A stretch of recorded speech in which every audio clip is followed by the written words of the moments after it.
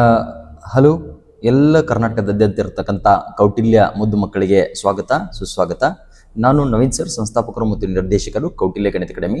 ನಾವು ಕೌಟಿಲ್ಯ ಗಣಿತ ಅಕಾಡೆಮಿಯಿಂದ ಇಡೀ ಕರ್ನಾಟಕದಾದ್ಯಂತ ಇರತಕ್ಕಂಥ ಎಲ್ಲ ಕೌಟಿಲ್ಯ ಮುದ್ದು ಮಕ್ಕಳಿಗೂ ಕೂಡ ಗುಣಮಟ್ಟದ ಹಾಗೂ ಉಚಿತ ಕೌಟಿಲ್ಯ ಸರ್ವ ಶಿಕ್ಷಣ ಅಭಿಯಾನವನ್ನ ಶುರು ಮಾಡಿದ್ದೇವೆ.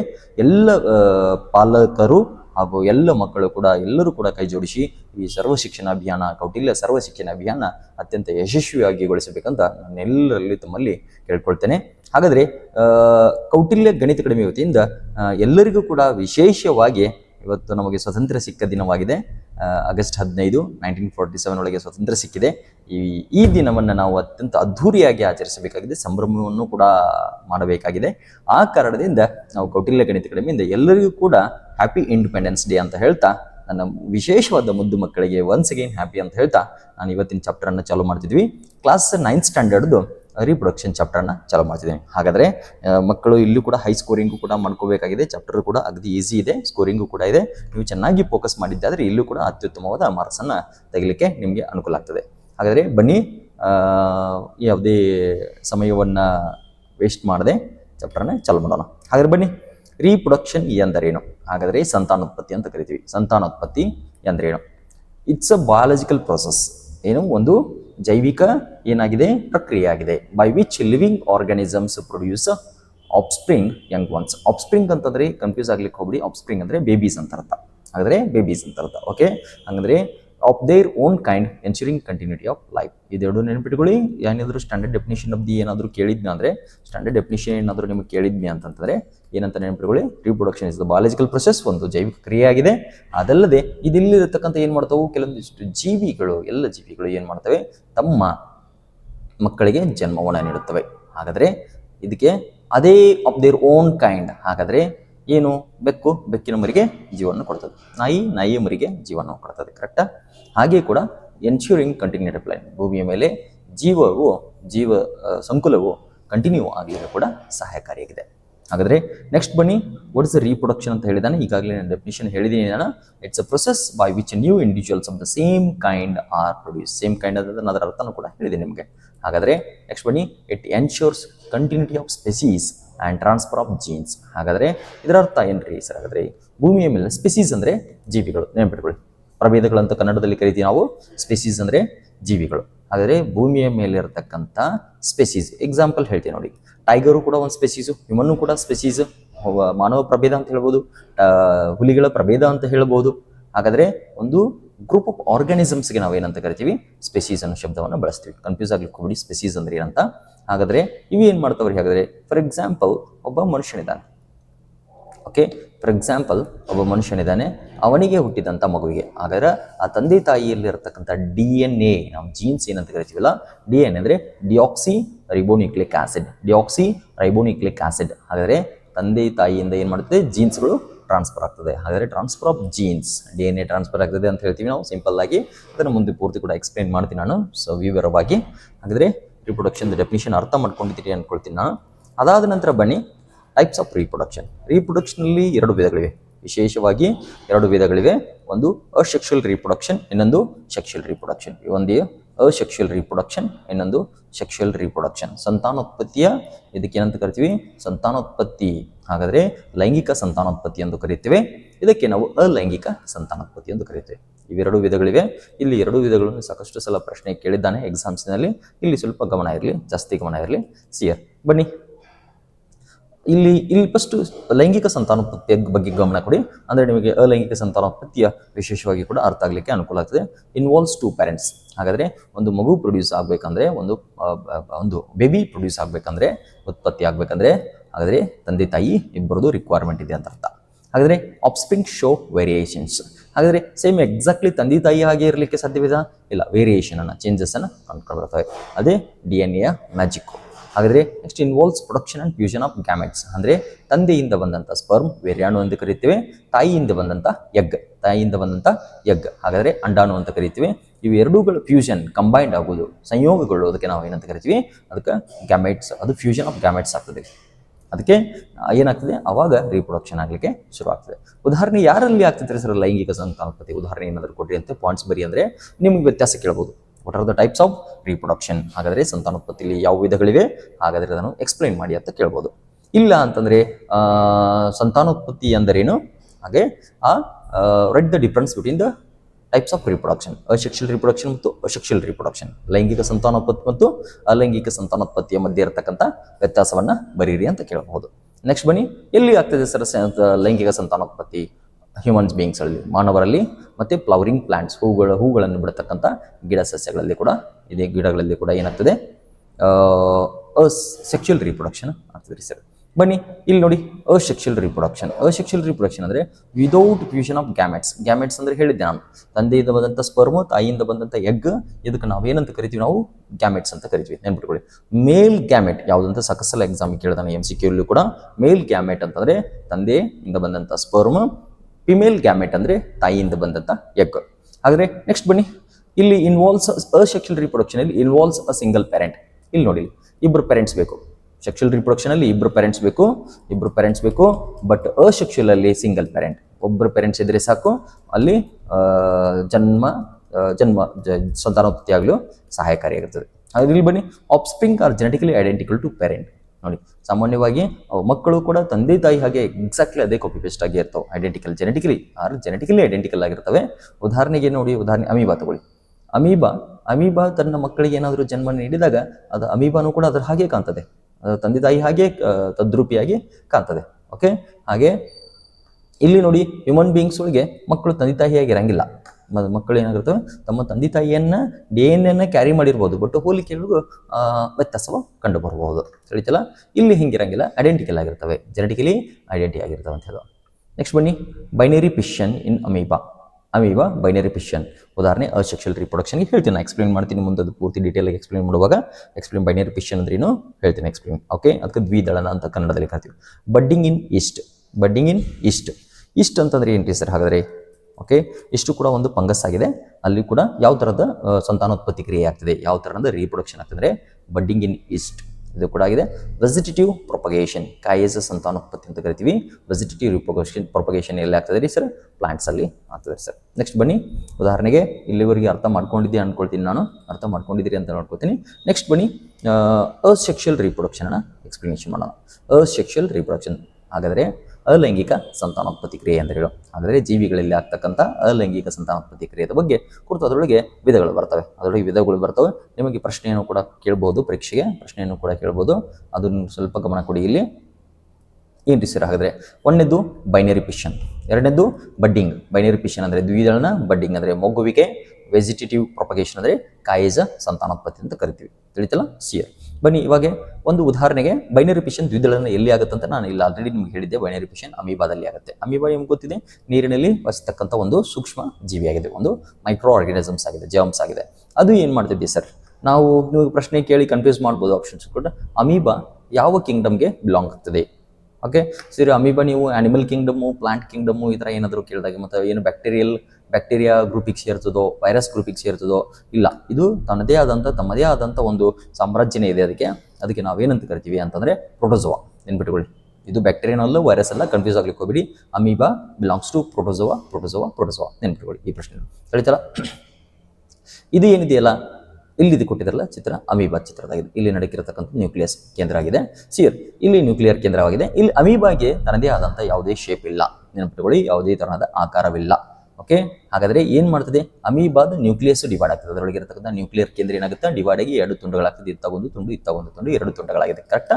ಹಾಗಾದರೆ ಈ ಅಮೀಬಾ ನೆಕ್ಸ್ಟ್ ಏನಾಗ್ತದೆ? ಎರಡು ತುಂಡುಗಳಾಗಿ ಕಟ್ಟಾಗಿ ಏನಾಗ್ತದೆ? ಸೈಟೋಪ್ಲಾಸ್ಮಾ ಕೂಡ ಡಿವೈಡ್ ಆಗ್ತದೆ. ಸೈಟೋಪ್ಲಾಸ್ಮಾ ಅಂದರೆ ಆ ಜೀವಕೋಶದಲ್ಲಿ ಇರತಕ್ಕಂಥ, ಆ ಸೆಲ್ಸ್ನಲ್ಲಿ ಇರತಕ್ಕಂಥ ಲಿಕ್ವಿಡ್ ತಿಳಿತಲ್ಲ, ಅದು ಕೂಡ ಡಿವೈಡ್ ಆಗ್ತದೆ ನ್ಯೂಕ್ಲಿಯಸ್ ಜೊತೆಗೆ.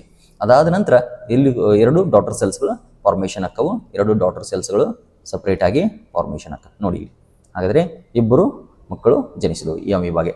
ಇದು ತಾಯಿ ಅಮೀಬಾ, ಇದು ಅವುಗಳ ಮಕ್ಕಳು, ಎರಡು ಮಕ್ಕಳು. ಈ ಥರ ಡಿವೈಡ್ ಆಗೋದ್ರ ಮೂಲಕ ಬೈನರಿ ಎರಡು ಮಕ್ಕಳಾಗಿ ಎರಡು ಮಕ್ಕಳು ಜನಿಸ್ತವೆ. ಆದರೆ ನಿಮಗೆ ಪ್ರಶ್ನೆಯನ್ನು ಸಾಕಷ್ಟು ಸಲ ಕೇಳ್ಬೋದು, ಅಮೀಬಾ ಬೈನರಿ ಫಿಷನ್ಗೆ ಉದಾಹರಣೆ ಕೊಡಿ ಅಂತ ಏನಾದರೂ MCQ ಒಳಗೆ ಕೇಳಿದ್ರೆ ಅಮೀಬಾ ನೆನ್ಪಿಟ್ಕೊಳ್ಳಿ, ಕನ್ಫ್ಯೂಸ್ ಆಗ್ಲಿಕ್ಕೆ ಹೋಗಬೇಡಿ. ಅಮೀಬಾ ಒಂದು ಉದಾಹರಣೆಗಿದೆ. ನೆಕ್ಸ್ಟ್ ಬನ್ನಿ, ಎರಡನೇದು ಬಡ್ಡಿಂಗ್, ಮೊಗ್ಗುವಿಕೆ ಅಂತ ಕರಿತೀವಿ. ಎರಡನೇದೇನು? ಬಡ್ಡಿಂಗ್, ಮೊಗ್ಗುವಿಕೆ ಅಂತ ಕರಿತೀವಿ. ಹಾಗಾದ್ರೆ ಬನ್ನಿ, ಇಲ್ಲಿ ಬಡ್ಡಿಂಗ್, ಮೊಗ್ಗುವಿಕೆ ಎಲ್ಲಿ ಆಗ್ತದೆ ಸರ್? ಈಸ್ಟು ಮತ್ತು ಹೈಡ್ರಾ. ನೆನ್ಪಿಟ್ಕೊಳ್ಳಿ, ಈಸ್ಟು ಮತ್ತು ಹೈಡ್ರಾದಲ್ಲಿ ಆಗ್ತದೆ. ಇದು ಪೇರೆಂಟು. ಪೇರೆಂಟ್ ಇದೆ, ಬಡ್ ಅಪಿಯರ್ಸ್, ಮೊಗ್ಗು ಸಣ್ಣದಾದಿಂದ ಮೊಳಕೆ ಬಂದಂಥ ಮೊಗ್ಗು ಕ್ರಿಯೇಟ್ ಆಗಿದೆ. ಆ ಮೊಗ್ಗು ಬೆಳೀತಾ ಬೆಳೀತಾ ದೊಡ್ಡದಾಗ್ತದೆ, ಮೊಗ್ಗು ಅಂತ ಕರಿತೀವಿ. ಆ ಮಗು ಬೆಳೀತಾ ದೊಡ್ಡದಾಗಿ ತನ್ನ ತಾಯಿಯ ದೇಹದಿಂದ ಡಿಟ್ಯಾಚ್ ಆಗಿ ಸಪ್ರೇಟ್ ಆಗಿ ಏನಾಗ್ತದೆ, ಒಂದು ಮಗು ಆಗಿ ಉತ್ಪನ್ನ ಆಗ್ತದೆ. ಇದರಲ್ಲಿ ಇಷ್ಟು ಮತ್ತು ಹೈಡ್ರಾದಲ್ಲಿ, ಹೈಡ್ರಾ ಇದು ನೀರಿನಲ್ಲಿ ಜೀವಿಸ್ತಕ್ಕಂಥ ಒಂದು ಸೂಕ್ಷ್ಮ ಅಕ್ವಾಟಿಕ್ ಜೀವವಾಗಿದೆ. ಅದೇ ಈಸ್ಟ್ ಏನಿದೆ ಫಂಗಸ್, ಇದು ಕೂಡ. ಈಗ ಉದಾಹರಣೆಗೆ ಬ್ರೆಡ್ ಮೇಲೆಲ್ಲ ಆಗಿರ್ತೈತೆ ನೋಡ್ರಿ, ಇಷ್ಟು ಕೇಳಿದಿರಿ ಕಾಣಿಸುತ್ತೆ ಇರ್ತಲ್ಲ, ಬ್ರೆಡ್ ಮೇಲೆ ಬುಡ್ಸ್ ಬಂದಿರ್ತೈತಲ್ಲ, ಅದು ಕೂಡ ಈಸ್ಟ್ಗೆ ಉದಾಹರಣೆಗಿದೆ. ನಾವು ಈಸ್ಟನ್ನು ಎಲ್ಲಿ ಬಳಸ್ತೀವಿ ಅಂತಂದರೆ ಕಮರ್ಷಿಯಲ್ ಆಗಿ ಈ ಬೇಕರಿ ಐಟಮ್ಸ್ಗಳಲ್ಲಿ ಬ್ರೆಡ್ಡನ್ನು ಮಾಡಲಿಕ್ಕೆ, ಓಕೆ, ಬೇಕಿಂಗ್ ಮಾಡಲಿಕ್ಕೆ ನಾವು ಬಳಸ್ಕೊಳ್ತೀವಿ, ತಿಳಿತಾ ಸಿಯರ್. ನೆಕ್ಸ್ಟ್ ಬನ್ನಿ, ಕಾಯೇಜ ಸಂತಾನೋತ್ಪತ್ತಿ ನಾವು ವೆಜಿಟೇಟಿವ್ ಪ್ರೊಪಗೇಷನ್ ಅಂತ ಕರಿತೀವಿ. ಸಿಯರ್ ಪ್ಲಾಂಟ್ಸ್ಗಳಲ್ಲಿ ಆಗ್ತದೆ, ನೆನಪಿಟ್ಕೊಳ್ಳಿ. New plants grow from roots. ಹಾಗಾದರೆ ಇಲ್ಲಿ ಕೆಲವೊಂದಿಷ್ಟು ಹೊಸ ಪ್ಲಾಂಟ್ಸ್ಗಳು, ಹೊಸ ಗಿಡ ಮರಗಳು ಉತ್ಪಾದನೆ ಆಗ್ತಾವೆ. ಹೇಗೆ? ಕೆಲವೊಂದಿಷ್ಟು ಸಲ ಬೇರಿನ ಮುಖಾಂತರನೂ ಕೂಡ ಸಂತಾನೋತ್ಪತ್ತಿ ಆಗಬಹುದು, ಸ್ಟೆಮ್ಸ್ಗಳ ರೆಂಬೆ ಕೊಂಬೆಗಳಿಂದಲೂ ಕೂಡ ಆಗ್ಬೋದು, ಎಲೆಗಳಿಂದಲೂ ಕೂಡ ಆಗ್ಬೋದು. ಹಾಗಾದರೆ ಆಫ್ ದ ಪೇರೆಂಟ್ ಪ್ಲಾಂಟ್, ಇದಕ್ಕೆ ನಾವು ಏನಂತ ಕರಿತೀವಿ? ಕಾಯೇಜ ಸಂತಾನೋತ್ಪತ್ತಿ. ಓಕೆ, ಉದಾಹರಣೆಯಲ್ಲಿ ಸರ್ ಪೊಟ್ಯಾಟೊ, ಹಾಗಾದರೆ ಸ್ಟೆಮ್ ಟ್ಯೂಬರ್, ಪೊಟ್ಯಾಟೊ ಸ್ಟೆಮ್ ಟ್ಯೂಬರ್ಲಿದ್ದ. ಬ್ರಯೋಫೈಲಮ್ ಅಂದರೆ ಒಂದು ಟೈಪ್ ಆಫ್ ಪ್ಲಾಂಟ್, ಅದು ಲೀಪ್ ಬಡ್ಸ್ಗಳಿಂದ, ಓಕೆ, ಎಲೆಗಳಿಂದ ಇರತಕ್ಕಂಥ ಮೊಗ್ಗು ಮೂಡುತ್ತದೆ, ಅದರಲ್ಲಿಂದ ಆಗ್ತದೆ. ಮತ್ತು ಶುಗರ್ ಕೇನು ಏನಾಗ್ತದೆ? ಸ್ಟೆಮ್ಲಿಂದ ಬೆಳೀತದೆ. ಶುಗರ್ ಕೇನ್ ಬೀಜ ಇರಂಗಿಲ್ಲ, ಸೀಡ್ ಇರಲ್ಲ, ನೆನ್ಪಿಟ್ಕೊಳ್ಳಿ. ಶುಗರ್ ಕೇನನ್ನು ರೈತರು ಏನು ಮಾಡ್ತಾರೆ? ಕಟ್ಟು ಮಾಡಿದ್ರು. ಶುಗರ್ ಕೇನ್ ಅಂದರೆ ಕಬ್ಬು. ಆ ಕಬ್ಬನ್ನು ರೈತರನ್ನು ಕಟ್ಟು ಮಾಡೋದ್ರ ಮೂಲಕ ಏನು ಮಾಡ್ತಾರೆ? ಬೆಳೀಲಿಕ್ಕೆ ಅನುಕೂಲ ಮಾಡಿಕೊಡ್ತಾರೆ. ಹಾಗಾದರೆ ಐ ಹೋಪ್ ಯು ಅಂಡರ್ಸ್ಟುಡ್, ಅರ್ಥ ಆಗಿದೆ ಅನ್ಕೊಳ್ತೀನಿ. ಇದು ಕೂಡ ನೆನ್ಪಿಟ್ಕೊಳ್ಳಿ, ವೆಜಿಟೇಟಿವ್ ಪ್ರೊಪಗೇಷನ್ದು ಸಾಕಷ್ಟು ಪ್ರಶ್ನೆಯನ್ನು ಕೇಳಿದಾನೆ, ನೆನ್ಪಿಟ್ಕೊಳ್ಳಿ. ಇದು ಕೂಡ ಚೆನ್ನಾಗಿ ಓದ್ಕೊಳ್ಳಿ, ಡೀಪಾಗಿ ಡೆಪ್ತಾಗಿ ಓದ್ಕೊಳ್ಳಿ, ನಿಮಗೆ ಸಹಾಯಕಾರಿ ಆಗ್ತದೆ, ಬಹಳ ಸಹಾಯಕಾರಿ ಆಗ್ತದೆ ಎಕ್ಸಾಮ್ಸ್ನಲ್ಲಿ ಕೂಡ. ಓಕೆ, ನೆಕ್ಸ್ಟ್ ಬನ್ನಿ, ಸೆಕ್ಷುವಲ್ ರೀಪ್ರೊಡಕ್ಷನ್ ಇನ್ ಫ್ಲವರಿಂಗ್ ಪ್ಲಾಂಟ್ಸ್. ಹಾಗಾದರೆ ಇಲ್ಲಿ ಏನು ರೀ ಸರ್? ಫ್ಲವರಿಂಗ್, ಹೂ ಬಿಡುವ ಸಸ್ಯಗಳಲ್ಲಿ ಯಾವ ಥರ ಲೈಂಗಿಕ ಸಂತಾನೋತ್ಪತ್ತಿ ಆಗುತ್ತೆ ಅನ್ನೋದೇ ಓಕೆ ಪ್ರಶ್ನೆಯನ್ನು ಕೇಳಿದಾನೆ ಸಿಯರ್. ನೆಕ್ಸ್ಟ್ ಇಲ್ಲಿ ಕೆಲವೊಂದಿಷ್ಟು ಸ್ಟೆಪ್ಸ್ಗಳಿವೆ ನೋಡಿ, ಏನೇನು ಆಗುತ್ತೆ ಅಂತ ಅದನ್ನು ಕೂಡ ನೀಡಕ್ಕೆ ಕೊಟ್ಟಿದ್ದಾನೆ ಕೂಡ. ಪಾಲಿನೇಷನ್, ಫರ್ಟಿಲೈಜೇಷನ್, ಸೀಡ್ ಫಾರ್ಮೇಷನ್, ಇದನ್ನು ಅರ್ಥ ಹೇಳ್ತೀನಿ ನಾನು ಕನ್ನಡದಲ್ಲಿ ಕೂಡ ಅರ್ಥ ಹೇಳ್ತೀನಿ. Fruit formation, seed dispersal and germination, ಈ ಸ್ಟೆಪ್ಸ್ಗಳನ್ನು ನೋಡ್ಕೊಳ್ಳಿ. ಇದು ಒಂದು ಉದಾಹರಣೆ ಕೊಟ್ಟಿದ್ದಾನೆ, ಹೆಬಿಸ್ಕಸನ್ನು ಕೊಟ್ಟಿದ್ದಾನೆ, ಸಿಯರ್ ದಾಸವಾಳ ಹೂವನ್ನು ಕೊಟ್ಟಿದ್ದಾನೆ. ಇಲ್ಲಿ ಅದರದ ಒಂದು ನೀಳಛೇದವಾದ ಒಂದು ಕ್ರಾಸ್ ಸೆಕ್ಷನಲ್ ವ್ಯೂವನ್ನು ಕೊಟ್ಟಿದ್ದಾನೆ, ಸರಿಯಾಗಿ ನೋಡ್ಕೊಳ್ಳಿ. ಇದು ಕೂಡ ಸಾಕಷ್ಟು ಎಕ್ಸಾಮ್ಸ್ಗಳಿಗೆ, ಸಲ ಎಕ್ಸಾಮ್ಸ್ಗೆ ಇದ್ರದ್ದು ಚಿತ್ರವನ್ನು ತೆಗಿಲಿಕ್ಕೆ, ಡಯಾಗ್ರಾಮ್ಸನ್ನು ಡ್ರಾ ಮಾಡಲಿಕ್ಕೆ ಕೂಡ, ನೀಟಾಗಿ ಡಯಾಗ್ರಾಮ್ಸನ್ನು ಲೆಬ್ಲಿಂಗ್ ಮಾಡಲಿಕ್ಕೆ ಕೂಡ. ಅಂದರೆ ಡಯಾಗ್ರಾಮ್ಸ್ ತೆಗೆದ್ರೆ ಅಷ್ಟೇ ಇಂಪಾರ್ಟೆಂಟ್ ಅಲ್ಲ, ಪರೀಕ್ಷೆಯಲ್ಲಿ ನೆನಪಿಟ್ಕೊಳ್ಳಿ, ಲೆಬ್ಲಿಂಗಿಗೆ ಮಾರ್ಕ್ಸ್ ಕ್ಯಾರಿ ಮಾಡ್ತದೆ. ನೆನಪಿಟ್ಕೊಳ್ಳಿ ಮಕ್ಕಳೇ, ಲೆಬ್ಲಿಂಗಿಗೆ ಮಾರ್ಕ್ಸ್ ಕ್ಯಾರಿ ಆಗ್ತದೆ.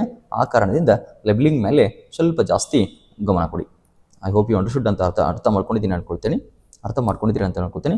ಇಲ್ಲಿ ಬನ್ನಿ ಸಿಯರ್. ಹಾಗಾದರೆ ಪಾಲಿನೇಷನ್ ಅಂತ ಕರಿತೀವಿ. Transfer of pollen grains from anther to the stigma. ಇಲ್ಲಿ ನೋಡಿ ಕೆಲವೊಂದು ಮೊದಲು ಇದ್ರದ್ದು ಎಕ್ಸ್ಪ್ಲೈನ್ ಮಾಡ್ತೀನಿ, ಈ ಪಾರ್ಟ್ಸನ್ನು ನೋಡಿ. ಇದಕ್ಕೆ ಪೆಟಲ್, ದಳಗಳಂತ ಕರಿತೀವಿ. ಇದಕ್ಕೆ ಸೆಪಲ್, ಸಣ್ಣದಾದ, ಇಲ್ಲಿ ಕೆಳಗೆ ನೋಡಿದಿರಿ ಕೆಳ ಸೆಪಲ್ ಅಂತ. ಇಲ್ಲಿ ಮಿಡಲ್ ಏನಿದೆಯಲ್ಲ ಓವರಿ, ಫಿಮೇಲ್ ಪಾರ್ಟ್. ಇದು ಓವರಿ ಏನಿದೆಯಲ್ಲ female part, ಓವಿಲ್ inside the ovary, ಅದರೊಳಗೆ ಇನ್ಸೈಡ್ ದಿ ಓವರಿ ಒಳಗಿದ್ದು ಓವರಿ ಅಂದರೆ ಅಂಡಾನು. ಓಕೆ, ಇಲ್ಲಿದೆಯಲ್ಲ ಮೇಲ್ ಪ್ರೊಡಕ್ಟಿವ್ ಪಾರ್ಟ್ ಇದೆ. ಅದೇ ಸೇಮ್ ಪ್ಲಾಂಟಲ್ಲಿ, ಅದೇ ಸೇಮ್ ಸಸ್ಯಗಳಲ್ಲಿ ಆಂಥರ್ ಏನಿದೆಯಲ್ಲ ಅದು ಮೇಲ್ ಪಾರ್ಟ್ ಆಗಿದೆ. ಕರೆಕ್ಟಾ? ಓಕೆ, ಇದು ಫಿಮೇಲ್ ಓವರಿ, ಫಿಮೇಲ್ ಪಾರ್ಟ್. ಸಕ್ಸಲ್ ಎಕ್ಸಾಮಿಗೆ ಕೇಳಿದಾನೆ, ಮೇಲ್ ಪಾರ್ಟ್ ಯಾವುದು ಫ್ಲವರಿಂಗ್ ಪ್ಲಾಂಟ್ಸಲ್ಲಿ ಸೆಕ್ಷುವಲ್ ಮೇಲ್ ಪಾರ್ಟ್ ಯಾವುದು ಅಂತ ಕೇಳಿದ್ರೆ ಆಂಥರು. ಓವರಿ ಏನಿದೆಯಲ್ಲ ಫಿಮೇಲ್ ಪಾರ್ಟ್ ಆಗಿದೆ. ಓಕೆ, ತಂದೆಯಲ್ಲಿ ಹೇಗೆ ಸ್ಪರ್ಮು ಹಾಗೂ ತಾಯಿಯಲ್ಲಿ ಹೇಗೆ ಅಂಡಾನು, ಅದೇ ಕೂಡ ಈ ಥರ ಆಗಿದೆ. ಈ ಥರ ಲೈನ್ ಇದೆ, ಫಿಲಾಮೆಂಟ್ ಅಂತ ಕರಿತೀವಿ. ಓಕೆ, ಅದಾದ ನಂತರ ಇಲ್ಲಿ ಟಾಪ್ ಇದೆಯಲ್ಲ, ಟಾಪಿಗೆ ಸ್ಟಿಗ್ಮಾ ಅಂತ ಕರಿತೀವಿ. ಇದಕ್ಕೆ ರೆಸೆಪ್ಟಿವ್ ಪಾರ್ಟ್. ಇಲ್ಲಿದ್ದು ಏನಾಗುತ್ತೆ? ಆಂಥರ್ ಏನಿದೆಯಲ್ಲ ಇಲ್ಲಿಗೆ ಬಂದು ಡ್ರಾಪ್ ಆಗ್ತದೆ. ಕರೆಕ್ಟಾ? ಇದಕ್ಕೆ ಸ್ಟೈಲ್ ಅಂತ ಕರಿತೀವಿ. ನೆಕ್ಸ್ಟು ಪೆಟಲ್ ಅಂತ ಹೇಳಿದ್ದೀನಿ ಆಲ್ರೆಡಿ, ದಳವನ್ನು ನೋಡಿದಿರಿ. ಇದನ್ನು ನಿಮ್ಮ ಮನೆಯಲ್ಲಿ ಇದು ದಾಸವಾಳ ಹೂವಿತ್ತು ಅಂತಂದರೆ, ಬೇರೆ ಹೂವನ್ನು ಕೂಡ ತಗೋಬೋದು. ದಾಸವಾಳ ಹೂವಿತ್ತು ಅಂದರೆ ಅದು ನೀಟಾಗಿ ಚೆನ್ನಾಗಿ ಪ್ರಾಕ್ಟಿಕಲಾಗಿ ಅಬ್ಸರ್ವ್ ಮಾಡಿ, ಅದಾದರೆ ನಿಮಗೆ ಚೆನ್ನಾಗಿ ಅರ್ಥನೂ ಕೂಡ ಆಗ್ತದೆ. ಓಕೆ, ಮೆಮರೈಸ್ ಮಾಡುವುದು ಕೂಡ ತಪ್ಪಿದೆ. ಎಷ್ಟು ಜನ ನೀವು ವಿಜ್ಞಾನವನ್ನು ಎಷ್ಟು ಚಂದ ನೀವು ಪ್ರಾಕ್ಟಿಕಲ್ ಆಗಿ ಕಲಿತೀರಿ ನೋಡಿ, ಅಷ್ಟೇ ನಿಮಗೆ ಒಳ್ಳೆಯದು. ಓಕೆ, ಹಾಗಾದರೆ transfer of pollen grains from anther ಇಲ್ಲಿದೆ ನೋಡಿ. ಆಂಥರ್ಲಿದ್ದು ಏನಾಗ್ತದೆ ಅಂತ ಹೇಳಿದ್ದೀನಿ, ಇದನ್ನು ಚೆನ್ನಾಗಿ ಇನ್ನೊಂದು ಸ್ವಲ್ಪ ಎಕ್ಸ್ಪ್ಲೈನ್ ಮಾಡ್ತೀನಿ. ಇದನ್ನೆಲ್ಲ ರಿಮೂವ್ ಮಾಡಿ ಸಿಯರ್ ಗಮನ ಕೊಡಿ. ಇಲ್ಲಿ ಹಾಗಾದರೆ ಆಂಥರ್ಲಿದ್ದಿರತಕ್ಕಂಥ ಪಾಲೆನ್ ಗ್ರೇನ್ಸ್ ಎಲ್ಲಿ ಟ್ರಾನ್ಸ್ಫರ್ ಆಗ್ತದೆ? ಇಲ್ಲಿ ಒಳಗಡೆ ಟ್ರಾನ್ಸ್ಫರ್ ಹಾಗೆ ಕೆಳಗೆ ಇಳಿತಾ ಅಂತ ಇಲ್ಲಿ ಓವರೀಸ್ಗೆ ರೀಚ್ ಆಗ್ತದೆ. Fertilisation, male gametes fuses with female gamete in ovule. ಇಲ್ಲಿ ಏನಿದೆಯಲ್ಲ, ಈ ಭಾಗ ಏನಿದೆಯಲ್ಲ ಓವ್ಯೂಲ್ ಇದೆಯಲ್ಲ, ಈ ಭಾಗದಲ್ಲಿ, ಈ ಭಾಗ ನಾವೇನಂತ ಕರಿತೀವಿ? ಓವ್ಯೂಲ್ ಅಂತ ಕರಿತೀವಿ. ಈ ಓವ್ಯೂಲ್ ಭಾಗದಲ್ಲಿ ಏನಾಗುತ್ತೆ? ಎರಡು ಫ್ಯೂಸ್ ಆಗ್ತವೆ, ಕಂಬೈಂಡ್ ಆಗ್ತವೆ, ಸಂಯೋಗ ಕೂಡ್ತವೆ, ಮೇಲ್ ಗ್ಯಾಮೆಟ್ ಮತ್ತು female gamete in ovule. Mail gamete ಯಾವುದು ಅಂತ ಪ್ರಶ್ನೆ ಕೇಳ್ಬೋದು. ಫಿಮೇಲ್ ಇದು ಫ್ಲವರಿಂಗ್ ಪ್ಲಾಂಟ್ಸಲ್ಲಿ ಮೇಲ್ ಗ್ಯಾಮೆಟ್ ಯಾವುದು? ಆಂಥರ್ ಹೇಳಿದ್ದೀನಿ ಇಲ್ಲಿ, ಆಂಥರ್. ಫಿಮೇಲ್ ಗ್ಯಾಮೆಟ್ ಯಾವುದು ರೀ ಸರ್? ಹಾಗಾದರೆ ಓಕೆ, ಓವರಿ ನೆನಪಿಟ್ಕೊಳ್ಳಿ. ಇವೆರಡು ಕೂಡ ಕಂಬೈಂಡ್ ಆಗ್ತವೆ ಸಿಯರ್. ನೆಕ್ಸ್ಟ್ ಬನ್ನಿ seed form. Fertilised ovule develops into seed. ಅದೇ ನಿಧಾನವಾಗಿ ಸಣ್ಣದಾಗಿ ಡೆವಲಪ್ ಆಗ್ತಾ ಗ್ರೋ ಆಗ್ತಾ ಬೆಳೀತಾ ಸೀಡ್ ಆಗಿ ಕನ್ವರ್ಟ್ ಆಗ್ತದೆ, ಬೀಜವಾಗಿ ಉತ್ಪಾದನೆ ಆಗ್ತದೆ. Next fruit formation. Ovary develops into fruit. ಕೊನೆಗೆ ಏನಾಗ್ತದೆ, ಅದೇ ಓವರಿ ಡೆವಲಪ್ ಆಗೋದ್ರ ಮೂಲಕ ಏನಾಗ್ತದೆ, ಫ್ರೂಟು ಫಾರ್ಮೇಷನ್ ಆಗ್ತದೆ, ಹಣ್ಣಿನ ಉತ್ಪಾದನೆ ಆಗ್ತದೆ. ಓಕೆ. ನೆಕ್ಸ್ಟ್ ರೀ seed dispersal. Seeds are dispersal by. ಹಾಗಾದರೆ ಸಾಮಾನ್ಯವಾಗಿ ಒಂದು ಕಡೆಯಿಂದ ಇನ್ನೊಂದು ಕಡೆಗೆ ಬೀಜಗಳು ಏನಾಗ್ತವೆ, ಹಂಚಿಕೆ ಆಗ್ತವೆ, ಹರಡಿ ಹೋಗ್ತವೆ. ಯಾವ ಥರ ರೀಸರ್ ಹಾಗಾದರೆ ಸೀಡ್ಸ್ಗಳು ಒಂದು ಕಡೆ ಅಂದರೆ ಉದಾಹರಣೆ ವಿಂಡ್ಗಳ ಮುಖಾಂತರ ಗಾಳಿ ಬೀಸುವುದರ ಮೂಲಕನೂ ಕೂಡ ಸೀಡ್ ಏನಾಗ್ತದೆ, ಒಂದು ಪ್ಲೇಸ್ಲಿದ್ದ ಇನ್ನೊಂದು ಪ್ಲೇಸಿಗೆ ಹೋಗಿ ಡ್ರಾಪ್ ಆಗೋದ್ರಿಂದ ಅಲ್ಲಿ ಹೊಸ ಇನ್ನೊಂದು ಗಿಡ ಉತ್ಪಾದನೆ ಆಗೋ ಸಾಧ್ಯತೆ ಇರುತ್ತೆ. ವಾಟರ್, ನೀರಿನ ಮುಖಾಂತರ, ಉದಾಹರಣೆ ಪ್ರವಾಹ ಆಗಿರ್ಬೋದು, ಅಥವಾ ಗಿಡದಲ್ಲಿರತಕ್ಕಂಥ ಬೀಜಗಳು ನೆಲಕ್ಕೆ ಬಿದ್ದಾಗ ನೀರಿನ ಮುಖಾಂತರ ಕೊಚ್ಚಿಕೊಂಡು ಹೋಗಿ ಬೇರೆ ಜಾಗದಲ್ಲಿ ಕೂಡ ಅಲ್ಲಿ ಇನ್ನೊಂದು ಸಸ್ಯ ಬೆಳವಣಿಗೆ ಕೂಡ ಆಗಬಹುದು. ಆ್ಯನಿಮಲ್ಸ್, ಉದಾಹರಣೆ ಬರ್ಡ್ಸ್ ಆಗಿರ್ಬೋದು, ಆ್ಯನಿಮಲ್ಸ್ ಆಗಿರ್ಬೋದು. ಉದಾಹರಣೆಗೆ ಯಾವುದಾದ್ರೂ ಹಣ್ಣನ್ನು ಯಾವುದಾದ್ರೂ ಪ್ರಾಣಿಗಳು ಏನಾದರೂ ತಿಂದಾಗ ಆ ಪ್ರಾಣಿ ಹೋಗಿ ಇನ್ನೊಂದು ಕಡೆಗೆ ಪೂಪಿಂಗ್ ಮಾಡಿದಾಗ, ನಂಬರ್ 2 ಮಾಡಿದಾಗ ಆ ಸಮಯದಲ್ಲಿ ಏನಾಗ್ತದೆ ಇದು ಕೂಡ ಡೆವಲಪ್ ಆಗೋದು ಚಾನ್ಸಸ್ ಇರ್ತೈತೆ ಅಂದ್ಕೊಂಡಿದ್ದೀನಿ. ನೆಕ್ಸ್ಟ್ ಬನ್ನಿ ಜರ್ಮಿನೇಷನ್. ಓಕೆ.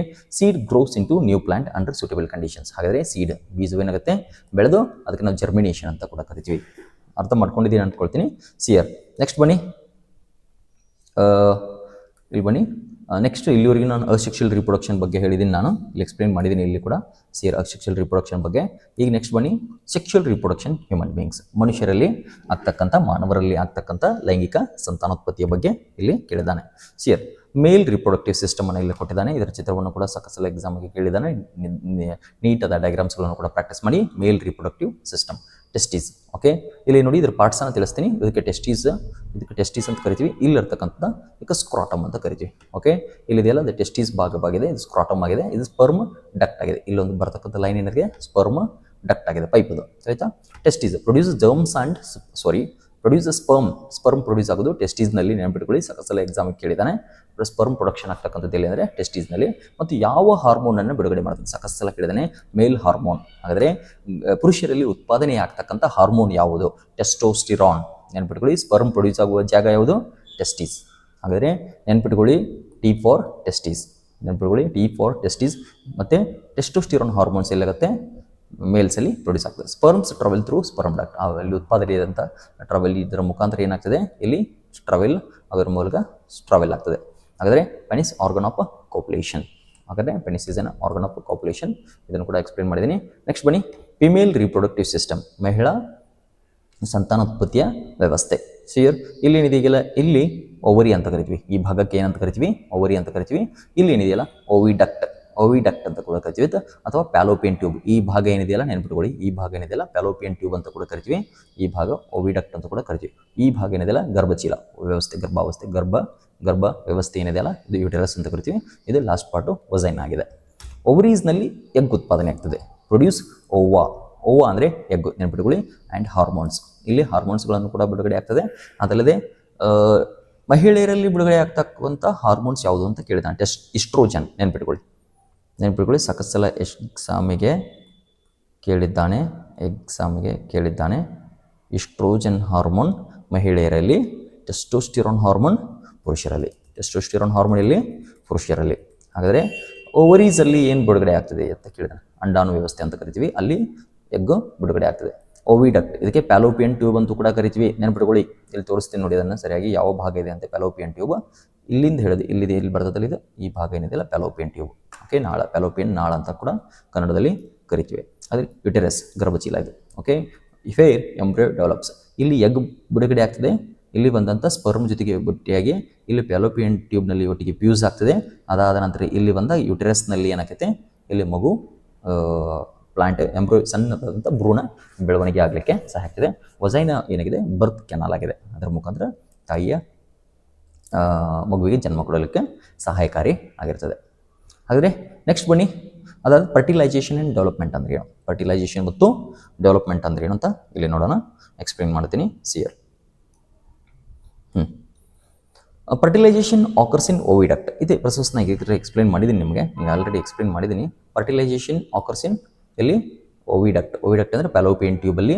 ಅಲ್ಲಿ ಏನಾಗ್ತದೆ ರೀ ಸರ್, ಹಾಗಾದರೆ ಜೈಗೋಟ್ ಅಂತ ಕರಿತೀವಿ. ಜೈಗೋಟ್ ಶಬ್ದದ ನೆನಪಿಟ್ಕೊಳ್ಳಿ, ಸಾಕಷ್ಟು ಪ್ರಶ್ನೆಯನ್ನು ಕೂಡ ಕೇಳಿದ್ದಾನೆ. ಜೈಗೋಟ್ ಅಂದರೆ ಸ್ಪರ್ಮು ಮತ್ತು ಎಗ್, ತಂದೆಯಿಂದ ಬಂದಂಥ ಸ್ಪರ್ಮು, ತಾಯಿಯಿಂದ ಬಂದಂಥ ಎಗ್ಗು ಎರಡೂ ಕೂಡ ಕಂಬೈಂಡ್ ಆಗೋದಕ್ಕೆ ನಾವು ಏನಂತ ಕರಿತೀವಿ, ಜೈಗೋಟ್ ಅಂತ ಕರಿತೀವಿ. ಓಕೆ, ಅದಕ್ಕೆ ಯುಗ್ಮಜ ಅಂತ ಕರಿತೀವಿ. ಕನ್ನಡದಲ್ಲಿ ಏನು, ಯುಗ್ಮಜ ನೆನ್ಪಿಟ್ಕೊಳ್ಳಿ. ಫಾರ್ಮ್ಸ್ ಇಂಪ್ಲಾಂಟೇಷನ್ ಇನ್ ಯೂಟರಸ್. ಹಾಗಾದರೆ ಇಲ್ಲಿ ಏನಿದೆ, ಇಲ್ಲಿ ಪಾರ್ಟ್ಸಲ್ಲಿ ಹೇಳಿದ್ದೆ ನಾನು, ಈ ಪಾರ್ಟ್ಸ್ನಲ್ಲಿ ಆಗೋದ್ರ ಮೂಲಕ ಇಲ್ಲಿ ಬಂದು ಇಂಪ್ಲಾಂಟ್ ಆಗ್ತದೆ, ಅಟ್ಯಾಚ್ ಆಗ್ತದೆ. ಅದಾದರೆ ಎಂಬ್ರಿಯೋ ಡೆವಲಪ್ಸ್, ಹಾಗಾದರೆ ಸಣ್ಣ ಭ್ರೂಣ ಡೆವಲಪ್ ಆಗಲಿಕ್ಕೆ ಸಾಧ್ಯತೆ, ಅದು ಪೀಟಸ್ ಆಗ್ತದೆ. ಓಕೆ, ಭ್ರೂಣ ಆಗ್ತದೆ, ಅದಾದಂದರೆ ಸಣ್ಣ ಬೇಬಿಯಾಗಿ ಪ್ರೊಡ್ಯೂಸ್ ಆಗ್ತದೆ. ಸ್ಪರ್ಮು ಮತ್ತು ಎಗ್ಗು ಡೆವಲಪ್ ಆದಕ್ಕೆ ಕೂಡಿದಾಗ ಜೈಗೋಟ್ ಅಂತೀವಿ. ಸಣ್ಣ ಪಾಪ ಅದಕ್ಕೆ ಎಂಬ್ರಿಯೋ ಅಂತ ಕರಿತೀವಿ. ಅದಾದ ನಂತರ ಪೀಟಸ್ ಆಗ್ತದೆ. ಅದಾದ ನಂತರ ಕೊನೆಗೆ ಏನಾಗ್ತದೆ, ಬೇಬಿ ಪ್ರೊಡ್ಯೂಸ್ ಆಗಲಿಕ್ಕೆ ಹೆಲ್ಪ್ ಆಗ್ತದೆ. ತಿಳಿತಾ? ಇಲ್ಲಿ ಅದರ ಚಿತ್ರದ ಮೂಲಕ ಎಷ್ಟು ಚೆನ್ನಾಗಿ ಕೊಟ್ಟಿದ್ದಾನೆ, ಅದನ್ನು ಕೂಡ ನಾವು ತಿಳ್ಕೊಳ್ಳಿ. ಓಕೆ, ನೆಕ್ಸ್ಟ್ ಬನ್ನಿ.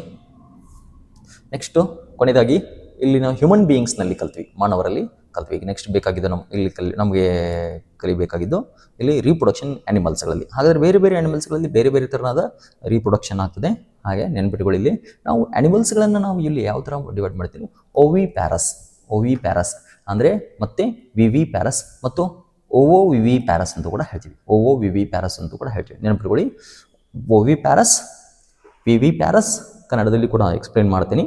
ಓವೋ ವಿವಿ ಪ್ಯಾರಸ್ ಅಂತ ಹೇಳ್ತೀವಿ. ಸಿಯರ್ ಅಂತ ಯಾವ ಆ್ಯನಿಮಲ್ಸ್ಗಳು ಅಂತ ಅದನ್ನು ನೀವು ಅಂಡರ್ಸ್ಟ್ಯಾಂಡಿಂಗ್ ಮಾಡ್ಕೊಳ್ಳಿದ್ದೆ ಆಯ್ತು ಅಂತಂದರೆ ನಿಮ್ಗೆ ಖಂಡಿತ ಹೆಲ್ಪ್ ಆಗ್ತದೆ. ಓವಿ ಪ್ಯಾರಸ್, ಓ ಅಂದರೆ ಎಗ್ ಲೇಯಿಂಗ್ ಅಂದರೆ ಮೊಟ್ಟೆಗಳನ್ನಿಡುವ ಪ್ರಾಣಿಗಳಾಗಿವೆ. ಉದಾಹರಣೆಗೆ ಹೆಣ್ಣು ಕೋಳಿ ಆಗಿರ್ಬೋದು ಮೊಟ್ಟೆ ಇಡ್ತದೆ, ಫ್ರಾಗ್ ಫಿಶ್ ಆಗಿರ್ಬೋದು ಮೊಟ್ಟೆ ಇಡ್ತದೆ, ಫಿಶ್ ಕೂಡ ಆಗಿರಲಿ, ಫ್ರಾಗ್ ಆಗಿರಲಿ, ಕಪ್ಪೆ ಆಗಿರಲಿ ಮತ್ತು ಬಟರ್ಫ್ಲೈ, ಹಾಗಾದರೆ ಇವೆಲ್ಲವೂ ಏನುಗಳು ತತ್ತೆಯನ್ನಿಡುವ ಪ್ರಾಣಿಗಳಾಗಿವೆ. ಶಿಯರ್. ಹಾಗಾದರೆ ಇಲ್ಲಿ ಬನ್ನಿ, ನೆಕ್ಸ್ಟ್ ಬನ್ನಿ, viviparous, give birth to youngs. ಇವು ಏನು ಮಾಡ್ತಾವೆ ಅಂದರೆ, ಈ ಥರದ ಪ್ರಾಣಿಗಳು ಆ್ಯನಿಮಲ್ಸ್ಗಳು ಏನು ಮಾಡ್ತಾವೆ ಅಂದರೆ ಡೈರೆಕ್ಟಾಗಿ ತತ್ತಿಯನ್ನಿಡುವುದರ ಬದಲಾಗಿ ಡೈರೆಕ್ಟ್ ಮರಿಯನ್ನು ಹಾಕುತ್ತವೆ. ಓಕೆ, ಉದಾಹರಣೆಗೆ ಹ್ಯೂಮನ್ ಬೀಯಿಂಗ್ಸ್ ಇರ್ಬೋದು, ಎಮ್ಮೆ ಇರ್ಬೋದು, ಸಿಯರ್ ಮತ್ತು ಆಕಳ ಇರಬಹುದು, ಅದಲ್ಲದೆ ಮತ್ತು ಡಾಗ್ ನಾಯಿ ಇರಬಹುದು, ಬೆಕ್ಕು ಇರ್ಬೋದು. ಇವೆಲ್ಲವೂ ವಿವಿ ಪ್ಯಾರಸ್ಗೆ ಉದಾಹರಣೆಗೆ. ಅಂದರೆ direct give birth to young ones, ಅಂದರೆ ಮರಿಗಳನ್ನು ಹಾಕ್ತವೆ. ನಾಯಿ ಎಂದಾದರೂ ತತ್ತಿ ಇಟ್ಟಿದ್ದು ನೋಡಿದ್ದೀರಾ? ಕಪ್ಪಿ ಎಂದಾದರೂ ಮರಿ ಹಾಕಿದ್ದು ನೋಡಿದ್ರೆ, ತತ್ತಿ ಇಟ್ಟಿದ್ದು ನೋಡಿದಿರಾ? ಕರೆಕ್ಟಾ? ಅದು ಇದರದ್ದು ಸ್ವಲ್ಪ ಉದಾಹರಣೆಯನ್ನು ನೆನಪಿಟ್ಕೊಳ್ಳಿ, ಅಂದರೆ ನಿಮಗೆ ನಿಜವಾಗಿ ಆನ್ಸರ್ ಬರೀಲಿಕ್ಕೆ ಅನುಕೂಲ ಆಗ್ತದೆ. Ovoviviparous, egg develops inside female body. Ovoviviparous ಅಂತಂದರೆ ಇವು ಆ್ಯನಿಮಲ್ಸ್ಗಳು ಮರಿಯನ್ನು ಹಾಕ್ತವೆ, but egg develops inside female body. Egg ಏನಾಗುತ್ತೆ, ತಾಯಿಯ ಹೊಟ್ಟೆ ಒಳಗೇನೆ ಡೆವಲಪ್ ಆಗ್ತದೆ. ಶಾರ್ಕ್, ಉದಾಹರಣೆಗೆ ಕೆಲವೊಂದಿಷ್ಟು ಸ್ನೇಕ್ಸ್ಗಳಾಗಿರ್ಬೋದು, ಸಮ್ ಲಿಸರ್ಡ್ಸ್ಗಳು ಕೂಡ ಆಗಿರ್ಬೋದು, ಇವು ಉದಾಹರಣೆಗಳಾಗಿವೆ. ಐ ಹೋಪ್ ಯು ಅಂಡರ್ಸ್ಟುಡ್, ಅರ್ಥ ಮಾಡ್ಕೊಂಡಿದ್ದೀರಿ ಅನ್ಕೊಳ್ತೀನಿ. ನೆಕ್ಸ್ಟ್ ಬನ್ನಿ, ಇಂಪಾರ್ಟೆನ್ಸ್ ಆಫ್ ರಿಪ್ರೊಡಕ್ಷನ್. ಓಕೆ, ಹಾಗಾದರೆ ರೀಪ್ರೊಡಕ್ಷನ್ದು ಸಂತಾನೋತ್ಪತ್ತಿಯ ಪ್ರಾಮುಖ್ಯತೆ ಏನು ಅಂತ ಕೂಡ ನಿಮಗೆ ಪ್ರಶ್ನೆಯನ್ನು ಕೇಳ್ಬೋದು. ಎನ್ಶ್ಯೂರ್ಸ್, ಅದರಲ್ಲಿ ಡೆಫಿನಿಷನ್ ಒಳಗೆ, ವ್ಯಾಖ್ಯಾನದೊಳಗೆ ನಾನು ಹೇಳಿದ್ದೀನಿ, ಎನ್ಶ್ಯೂರ್ಸ್ ಕಂಟಿನ್ಯೂಟಿ ಆಫ್ ಸ್ಪೆಸೀಸ್. ಹಾಗಾದರೆ ಎನ್ಶ್ಯೂರ್ಸ್ ಕಂಟಿನ್ಯೂಟಿ ಆಫ್ ಸ್ಪೆಸೀಸ್, ಹಾಗಾದರೆ ಭೂಮಿಯ ಮೇಲೆ ಎಲ್ಲ ಪ್ರಭೇದಗಳು ಕಂಟಿನ್ಯೂ ಆಗಲಿಕ್ಕೆ, ಓಕೆ, ಮುಂದುವರಿಲಿಕ್ಕೆ ಹೆಲ್ಪ್ ಆಗ್ತದೆ. ಓಕೆ, ನಮ್ಮ ಪೂರ್ವಜರಿದ್ದಾರೆ, ನಾವು ಇವತ್ತಿದ್ದೀವಿ ಅಂದರೆ ನಮ್ಮ ಪೂರ್ವಜರಿಗೆ ಕಾರಣ. ತದನಾದ ನಂತರ ನಮ್ಮ ಸ್ಪೆಸೀಸ್, ನಮ್ಮ ಮುಂದಿನ ಜನ್ರೇಷನ್ ಕಂಟಿನ್ಯೂ ಆಗಲಿಕ್ಕೆ ರೀಪ್ರೊಡಕ್ಷನು ನೀಡಿದೆ. ಆದರೆ ಇಂಟ್ರೊಡ್ಯೂಸಸ್ ವೇರಿಯೇಷನ್ಸ್ ಇನ್ ಸೆಕ್ಷುವಲ್ ರಿಪ್ರೊಡಕ್ಷನ್ ವೇರಿಯೇಷನ್ಸ್. ಹಾಗಾದರೆ ತಂದೆ ತಾಯಿ ಇದ್ದಾಗ ಮಕ್ಕಳು ಇರಬೇಕಂತ ರೂಲ್ಸ್ ಇಲ್ಲ. ಇಲ್ಲಿ DNA ಏನಾಗಿರ್ತೈತಿ, ಇಲ್ಲಿ ವೇರಿಯೇಷನ್ಸ್ ಪ್ರೊಡ್ಯೂಸ್ ಆಗಿರ್ತೈತಿ. ಓಕೆ, ಹಾಗಾದರೆ helps in adaptation to changing environment. ರೀಪ್ರೊಡಕ್ಷನ್ದು ಇನ್ನೊಂದು ಇಂಪಾರ್ಟೆನ್ಸ್ ಏನಂದರೆ helps in adaptation to changing environment. ಹಾಗಾದರೆ ಇಲ್ಲಿ ಜಮ್ಮು ಕಾಶ್ಮೀರದಲ್ಲಿ ಇರತಕ್ಕಂಥ ಪ್ರಾಣಿಗಳು ಅಲ್ಲಿಯ ಅತ್ಯಂತ ಕೋಲ್ಡ್ ಆದ ಕ್ಲೈಮೇಟಿಗೆ ಹೊಂದಿಕೊಳ್ಳಿಕ್ಕೆ ವಿಶೇಷವಾದ ದೇಹದ ಮಾರ್ಪಾಡುಗಳಾಗಿರ್ತವೆ, ನೋಡ್ಕೊಳ್ಳಿ. ಮತ್ತು ಇಲ್ಲಿ ಡೆಸರ್ಟ್, ಮರುಭೂಮಿ, ರಾಜಸ್ಥಾನ್ ಮರುಭೂಮಿ ಇರತಕ್ಕಂಥ ಅಲ್ಲಿರ್ತಕ್ಕಂಥ ಪ್ರಾಣಿಗಳು ಹೊಂದ್ಕೊಳ್ಳಿಕ್ಕೆ, ಅಲ್ಲಿ ವಿಶೇಷ ಹೊಂದ್ಕೊಳ್ಳಿಕ್ಕೆ ತಮ್ಮದೇ ಆದಂಥ ಬಾಡಿದ ಚೇಂಜಸ್ಗಳು ಮತ್ತು ಮಾಡಿಫಿಕೇಶನ್ಸ್ಗಳು ಇರ್ತವೆ. Okay, next allows transfer of useful traits to next generation. ಹಾಗಾದರೆ ತಂದೆ ತಾಯಿಯಿಂದ ಇರತಕ್ಕಂಥ ಕೆಲವೊಂದಿಷ್ಟು ಟ್ರೇಟ್ಸ್ ಅಂದರೆ ನೆನ್ಪಿಟ್ಕೊಳ್ಳಿ, ಗುಣಲಕ್ಷಣಗಳು. ಟ್ರೇಟ್ಸ್ ಅಂದ್ರೆ ಏನು? ಗುಣಲಕ್ಷಣ. ಹಾಗಾದರೆ ತಂದೆ ತಾಯಿಯಿಂದ ಏನಾಗ್ತವೆ, ತಂದೆ ತಾಯಿಯಿಂದ ಮಕ್ಕಳಿಗೆ ಕೆಲವೊಂದಿಷ್ಟು ನೆಕ್ಸ್ಟ್ ಜನ್ರೇಷನ್ಗೆ ಏನಾಕೋ, ಅವರ ಕಣ್ಣಿನ ಕಲರ್ ಆಗಿರ್ಬೋದು, ಕೂದಲಿಡಿದ ಕಲರ್ ಆಗಿರ್ಬೋದು, ಅದಲ್ಲದೆ ಅವ್ರ ಎತ್ತರ ಆಗಿರ್ಬೋದು, ಕೆಲವೊಂದಿಷ್ಟು ಗುಣಲಕ್ಷಣಗಳು ತಂದೆ ತಾಯಿಯಿಂದ ಏನಾಗ್ತವೆ, ಟ್ರಾನ್ಸ್ಫರ್ ಆಗ್ತವೆ. ಇದ್ರ ಬಗ್ಗೆ ಕೂರ್ತಿ, ಟ್ರೇಟ್ಸ್ಗಳ ಬಗ್ಗೆ ಕೂರ್ತು, ಗುಣಲಕ್ಷಣಗಳ ಬಗ್ಗೆ ಹೇಗೆ ಟ್ರಾನ್ಸ್ಫರ್ ಆಗ್ತದೆ, ಮತ್ತು ಜೀನ್ಸ್ DNA ಕಾನ್ಸೆಪ್ಟನ್ನು ನಾವು ಹೆರಿಡಿಟಿ ಅಂತ ಇನ್ನೊಂದು ಚಾಪ್ಟರ್ ಇದೆ ಡ್ಯಾನ್ಸ್ ಸ್ಟ್ಯಾಂಡರ್ಡ್ಗೆ, ಅಲ್ಲಿ ಕೂಡ ಡೆಪ್ತ್ ಆಗಿ ಎಕ್ಸ್ಪ್ಲನೇಷನ್ ಮಾಡ್ತೀನಿ ಖಂಡಿತ.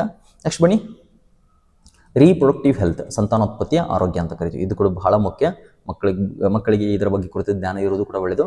Cleanliness is important. ನಿಮ್ಮ ಸುತ್ತಲಿನ ಅಲ್ಲದೆ ನಿಮ್ಮ ಪರ್ಸನಲ್ ಹೈಜೀನ್, ನಿಮ್ಮ ವೈಯಕ್ತಿಕ ಸ್ವಚ್ಛತೆಯನ್ನು ಕೂಡ ಕಾಪಾಡಿಕೊಳ್ಳೋದು ಬಹಳದೇ. ಬ್ಯಾಲೆನ್ಸ್ ಡಯಟನ್ನು ಮೇಂಟೈನ್ ಮಾಡಿ. ಹಾಗಾದರೆ ಸಮತೋಲಿತ ಆಹಾರವನ್ನು ತಗೊಳ್ಳಿ. ಸಮತೋಲಿತ ಆಹಾರ ಅಂತಂದ್ರೆ ಏನು?